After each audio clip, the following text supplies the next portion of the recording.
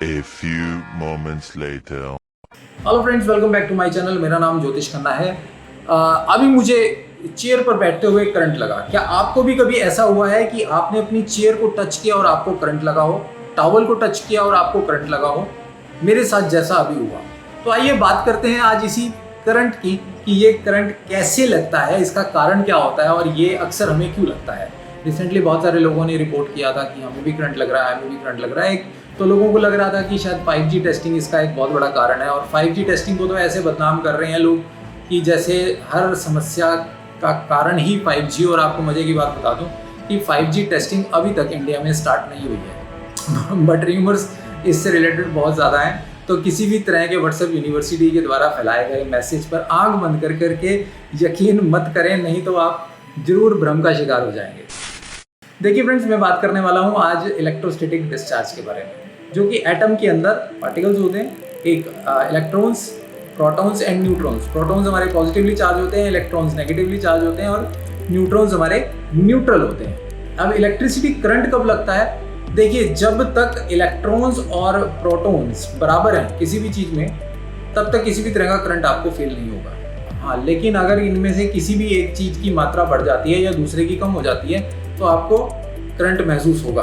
जो इलेक्ट्रॉन्स होते हैं वो बहुत ज़्यादा फ्लक्चुएट करते हैं, वो हिलते रहते हैं हमेशा हमेशा। उनमें जो है किसी तरह की हलचल, एक्टिविटी बनी रहती है, जबकि प्रोटॉन्स कंपैरेटिवली काफ़ी ज़्यादा स्टेबल होते हैं। तो इलेक्ट्रॉन्स में हर टाइम एक्टिविटी होने की वजह से इलेक्ट्रॉन्स कई बार बहुत कम हो जाते हैं और हमारी बॉडी पॉजिटिवली चार्ज हो जाती है। अब हमारी बॉडी में अगर इलेक्ट्रिक चार्ज आ जाएगा तो हम किसी भी चीज़ को, किसी भी ऑब्जेक्ट को टच करेंगे जो ऑलरेडी नेगेटिवली चार्ज है, तो हमें करंट महसूस होगा। तो ह्यूमिडिटी का लेवल काफ़ी कम होता है और वाटर वेपर बहुत कम होते हैं। वाटर वेपर्स आपकी बॉडी में से पॉजिटिव चार्जेस को दूर रखते हैं। तो वाटर वेपर कम होने की वजह से आपकी बॉडी फ्रीक्वेंटली पॉजिटिवली चार्ज हो जाती है। तो बहुत ज़्यादा चार्ज होने की वजह से आपकी बॉडी में से बहुत ज़्यादा इलेक्ट्रिसिटी का डिस्चार्ज होता है। तो होता क्या है कि जब आप किसी मेटल को या किसी भी प्लास्टिक ऑब्जेक्ट को, किसी भी तरह की ऑब्जेक्ट को टच करते हैं तो आपको थोड़ा शेक सा महसूस होता है। विंटर्स में कंबल में हमें कई बार इलेक्ट्रिसिटी महसूस होती है और कई बार थोड़ी स्पार्किंग भी देखने को मिलती है। लाइटनिंग जो आसमान से बिजली गिरती है, वो भी इसका बहुत बड़ा एग्जांपल है। इसको थोड़ा और समझने के लिए मैं आपको आपके बचपन की याद दिलाता हूँ। बचपन में हम लोग स्केल लेते थे और अपने सिर पे मल लेते थे, और उसके बाद छोटे छोटे कागज़ के टुकड़े करके ना उस स्केल से पिक करने की कोशिश करते थे। तो स्केल जब हमने सिर पे मला तो वो पॉजिटिवली चार्ज हो गया। तो पॉजिटिवली चार्ज अपनी तरफ अट्रैक्ट करता है किसी भी चीज़ को, किसी भी ऑब्जेक्ट को। अब वो जो पेपर है ना, पीस ऑफ पेपर, वो ऑटोमेटिकली उस कागज़ से चिपकने लग जाता है। इसके अलावा आपके घर पे फ्रिज में, टीवी, वॉशिंग मशीन, आपका जो अपना कंप्यूटर है, उनमें भी इलेक्ट्रिसिटी डिस्चार्ज बहुत ज़्यादा रहता है, जिसकी वजह से उसको एक न्यूट्रल देना पड़ता है, और वो न्यूट्रल उस चार्ज को एब्जॉर्ब करने में हेल्प करती है ताकि हमें किसी भी तरह का करंट ना महसूस हो। अदरवाइज अगर न्यूट्रल नहीं है आपके घर में तो आप किसी भी इलेक्ट्रॉनिक ऑब्जेक्ट को टच करते हैं, खास तौर पे कंप्यूटर, फ्रिज, तो आपको करंट महसूस हो।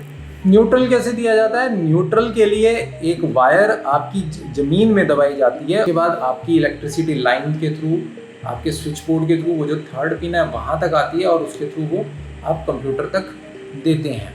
तो आपकी अर्थ जो है ना, वो किसी भी तरह के इलेक्ट्रोस्टैटिक डिस्चार्ज को एब्जॉर्ब करने में कैपेबल है।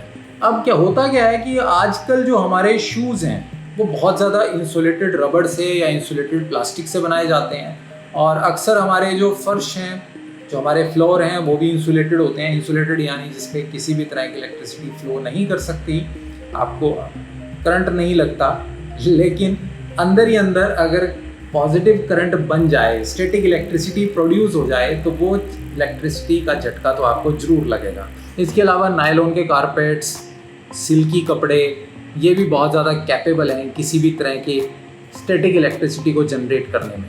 इसके अलावा जब आप अपनी चेयर पे बैठते हैं तो आपके कपड़ों और चेयर के बीच में जो कांटेक्ट होता है, तो उससे आपकी चेयर जो है आपके कपड़ों पे बहुत ज़्यादा इलेक्ट्रोस्टैटिक चार्ज जनरेट कर सकती है।